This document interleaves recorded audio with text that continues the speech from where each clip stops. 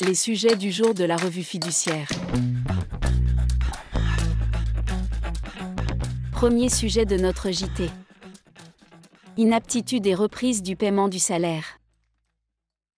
Lorsque, un mois après l'avis médical d'inaptitude, le salarié déclaré inapte n'est ni reclassé dans l'entreprise ni licencié, l'employeur doit reprendre le versement de son salaire.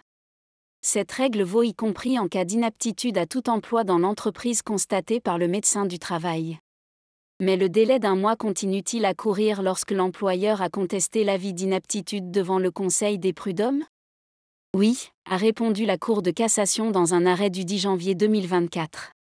Dans cette affaire, un salarié a été déclaré inapte le 2 juillet 2020 par le médecin du travail, qui a estimé que son état de santé faisait obstacle à tout reclassement dans un emploi. L'employeur a contesté cet avis d'inaptitude en justice.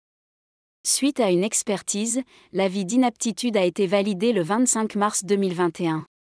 Mais l'employeur, qui n'avait ni reclassé ni licencié le salarié un mois après la déclaration d'inaptitude, n'avait pas pour autant repris le versement du salaire.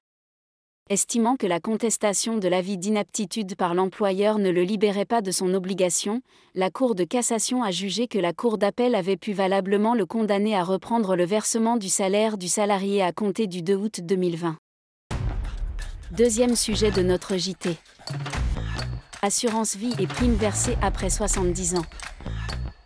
Sur le plan fiscal, les sommes versées à leurs bénéficiaires après le décès du titulaire d'un contrat d'assurance vie sont soumises au droit de succession à concurrence des primes versées après 70 ans. La base imposable est calculée après déduction d'un abattement de 30 500 €, quel que soit le nombre de contrats et le nombre de bénéficiaires. La ventilation de cet abattement unique soulève de nombreuses difficultés pour les notaires qui doivent calculer le montant des droits de succession à payer. C'est la raison pour laquelle un député a demandé au ministre de l'Économie s'il serait possible de permettre aux notaires d'accéder au fichier Ficovi qui recense les contrats d'assurance vie. Il lui a été répondu que cela n'est pas envisagé dans la mesure où cette information est, pour des raisons de confidentialité, centralisée par l'administration fiscale. Un notaire dûment mandaté a la faculté d'interroger l'administration s'il le souhaite et une déclaration rectificative peut être souscrite en cas d'erreur dans la répartition de l'abattement de 30 500 €. Troisième sujet de notre JT. Une fiche pratique pour numériser son entreprise.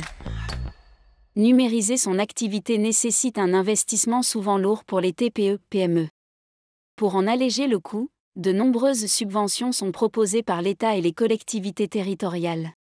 Afin d'encourager les entreprises à concrétiser leurs projets de numérisation, France Nom publie sur son site une fiche pratique pour tout savoir sur les subventions. Vous y trouverez le b.a.-ba sur les aides financières à la numérisation, des liens utiles pour cibler plus précisément la subvention qu'il vous faut, mais aussi les conseils clés pour augmenter vos chances de l'obtenir.